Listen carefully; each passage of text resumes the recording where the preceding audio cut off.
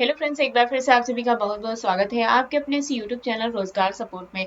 जैसे कि फ्रेंड्स आप देख पा रहे हैं, जीरो पॉवर्टी स्कीम के अंतर्गत मोपॉप ऐप में सर्वेक्षण स्टार्ट हो चुका है।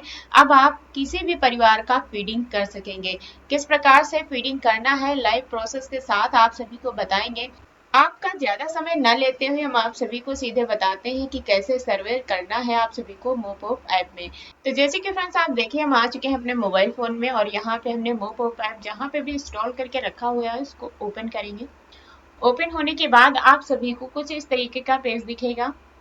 इसके बाद आप सभी इसके डैशबोर्ड पे पहुंचेंगे। यहाँ पे जो भी न्यूमरेटर है तो आप देख सकता है। अगर आपने प्रोफाइल अपनी कंप्लीट नहीं की है तो अभी आप सभी को प्रोफाइल अपनी कंप्लीट कर लेना है। प्रोफाइल में जो भी न्यूमरेटर है उसी की डिटेल यहाँ पे भरी जाएंगी। सबसे पहले तो आप सभी को अपना फोटो अपलोड करना होगा। उसके बाद आधार की बैक और फ्रंट दोनों की फोटो अपलोड करनी होगी। इसके बाद ही अब आगे की टैब आप इस्तेमाल कर सकेंगे। अब यहाँ पे जो दूसरी टैब दिख रही है वहां पे कुछ स्नैपशॉट दिए गए हैं जिनको आप भली भांति पढ़ लीजिएगा। यहाँ पे कुछ शॉर्ट में जानकारी दी गई है कि किस प्रकार से आप सभी को मोपॉप ऐप में सर्वे करना है और कुछ गाइडलाइंस भी दिए गए हैं, इनको ध्यानपूर्वक पढ़ लेना है। इसके बाद शासनादेश दिया गया है, उसको भी आप देख सकेंगे और पढ़ सकेंगे। चौथी टैब पे आए तो वहां पे कुछ फंक्शनल गाइडलाइंस दी गई हैं। ये तभी टैब खुलेगी जब आप ऊपर की टैब्स कंप्लीट कर चुके होंगे। चेक मार्क करेंगे और चेक मार्क करते ही आप सीधे डैशबोर्ड में पहुंच जाएंगे। इसके बाद आप सभी के पास जैसे ही चेक मार्क करेंगे तो आपके पास एक नोटिफिकेशन आएगा जीरो पॉवर्टी स्कीम के अंतर्गत।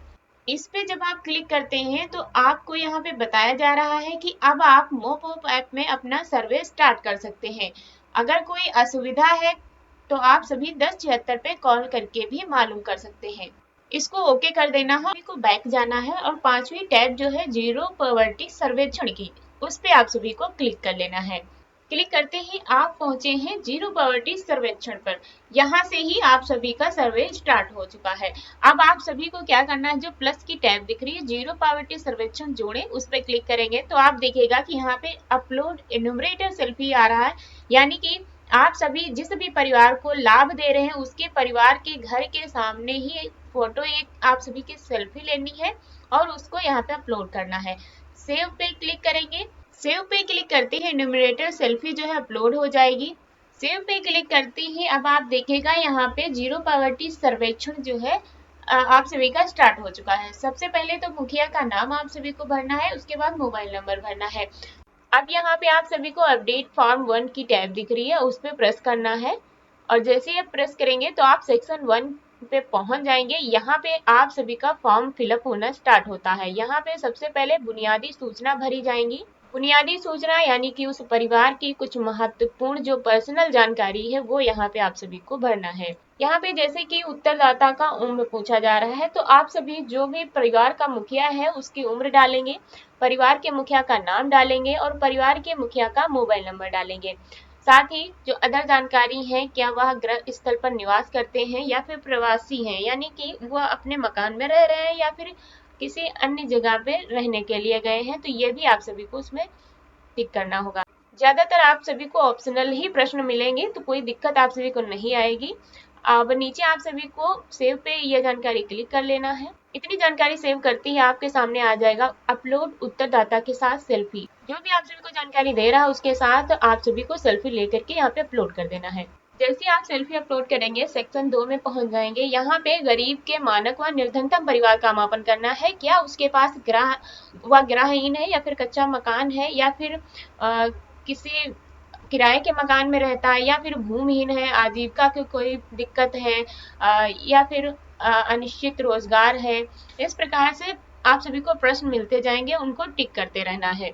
अक्सर क्योंकि यहाँ पे हाँ नहीं में ही जवाब देना है तो आप उस परिवार की स्थिति को देखते हुए ही इस प्रश्नों को उत्तर दे सकते हैं। अब यहाँ पे जो भी परिवार है उसके निर्धन होने का कारण यहाँ पे आप सभी को बता देना है, जैसे कि वह अकेला रहता है या फिर विधवा है या फिर उसके परिवार में कोई कमाने वाला नहीं है। इस प्रकार से क्वेश्चन दिए गए उनको आंसर दे। अब आप सभी को जानकारी भरने के बाद सेव पे क्लिक करना है। सेव पे क्लिक करते ही आप सबके सामने अपलोड परिवार के साथ सेल्फी, जो भी जैसे ही आप सब अपना प्रोफाइल अपलोड करेंगे तो ओटीपी मोबाइल नंबर यहाँ पे मांगा जाएगा, उसको भरेंगे और उसको भरने के बाद आपके मोबाइल फोन पे ओटीपी आएगी। ओटीपी भरने के बाद आप सभी को वैलिडेट पे क्लिक करना है। तो आपके सामने इस तरीके का पेज आएगा। यहाँ पे जो भी लाभार्थी परिवार है उसकी डिटेल भरनी है। यहाँ पे उसके आधार की फ्रंट और बैक दोनों की फोटो भरनी है और साथ ही यहाँ पे परिवार के मुखिया के साथ उसके घर के सामने की फोटो अपलोड करनी होगी। इतना करने के बाद सेक्शन 1 में बुनियादी सूचना उत्तरदाता कौन है, परिवार का मुखिया है या फिर अन्य सदस्य है। उत्तरदाता का नाम आप सभी को भर देना है। परिवार के मुखिया का उम्र यहाँ पे भर देना है। यानी कि जो आप सभी ने पहले उत्तरदाता की डिटेल दी वहां पे अब आप सभी को रिलेशन उनसे बताना है कि कौन सा रिलेशन हम रखते हैं वो उत्तरदाता के साथ। अब यहाँ पे उस परिवार में कितने सदस्य हैं, साथ ही उनकी उम्र लिखना है और जेंडर कितने हैं, जैसे मेल फीमेल आप सभी को बताना है। साथ ही परिवार के मुखिया का पता आप सभी को खुद से ही टाइप करके यहाँ पे लिख देना है। ये ऑप्शन आप सभी को नहीं मिलेगा, ये आप सभी को खुद से ही लिखना होगा। इसके बाद उसे परिवार में कौन सा मोबाइल है उसका टाइप देना है, टच वाला है या फिर बटन वाला है।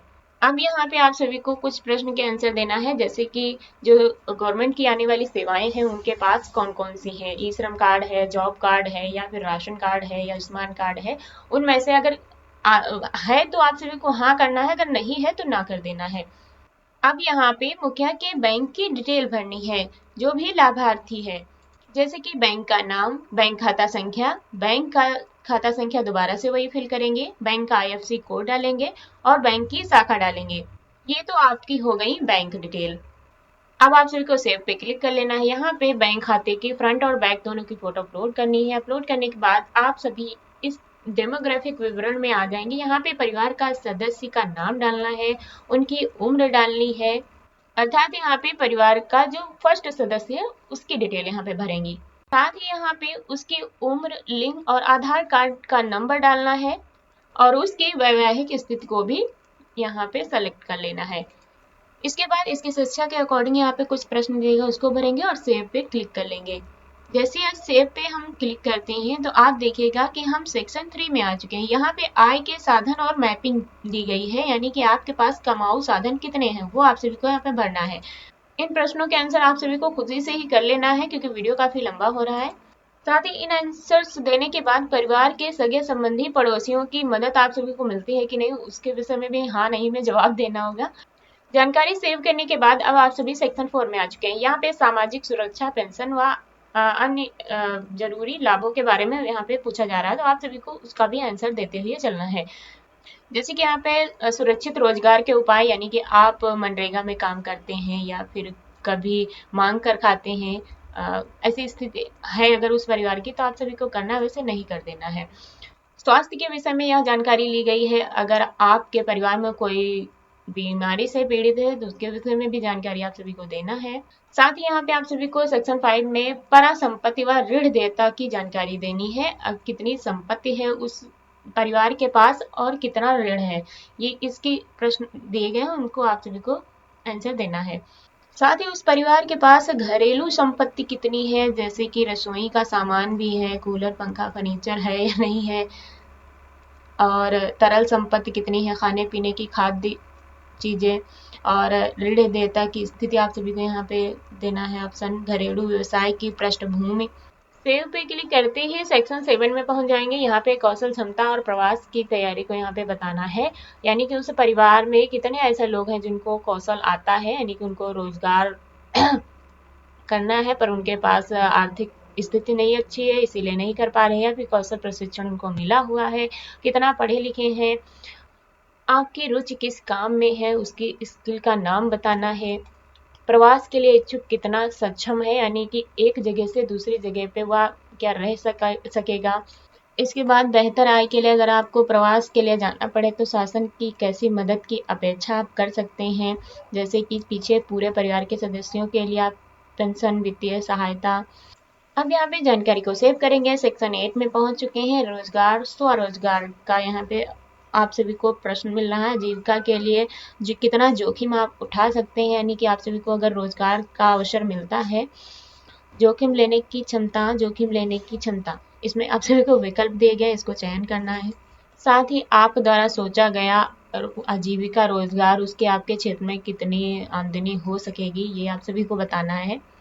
अब आप सबको सेव पे क्लिक कर लेना है और सेक्शन 9 एनेक्सा यानी कि खाद्य विभाग की तरफ से कुछ प्रश्न हैं, उनको आप सभी को उत्तर देना है। जैसे परिवार के मुखिया के पास राशन कार्ड है या फिर परिवार के पास 4 पहिया वाहन है, कितना हेक्टेयर उसके पास है।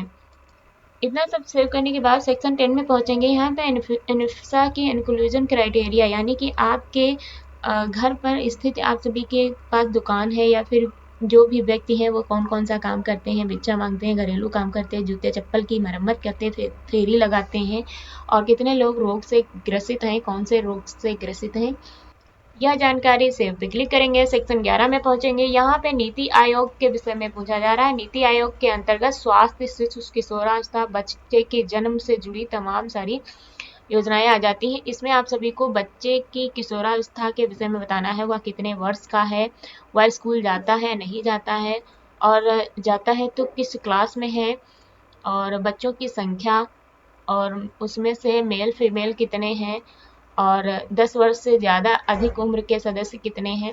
इस तरीके से आप सभी को बताना है। यह सब जानकारी देने के बाद आप सभी को सेव पे क्लिक कर लेना है, तो आपको इस तरीके से सक्सेसफुली सेव का ऑप्शन आ जाएगा। यह जानकारी आप सभी की सक्सेसफुली सबमिट हो चुकी है। जीरो पॉवर्टी सर्वेक्षण के अंतर्गत आप सभी ने आवेदन पूर्ण कर लिया है। तो संपूर्ण जानकारी के साथ हमने स्टेप बाय स्टेप पूरा गाइड किया कि किस तरीके से पारिवारिक डेटा फीड करना है इस मोपो ऐप में। और यह डेटा फीड करते वक्त अगर कोई समस्या आती है तो आप हमें कमेंट में लिख के पूछ सकते हैं, आप सभी को त्वरित ही आंसर देंगे। तो उम्मीद करते हैं कि यह वीडियो आप सबके लिए हेल्पफुल रहा होगा। मिलते हैं ऐसी किसी नई जानकारी के साथ, तब तक के लिए बाय बाय, जय हिंद।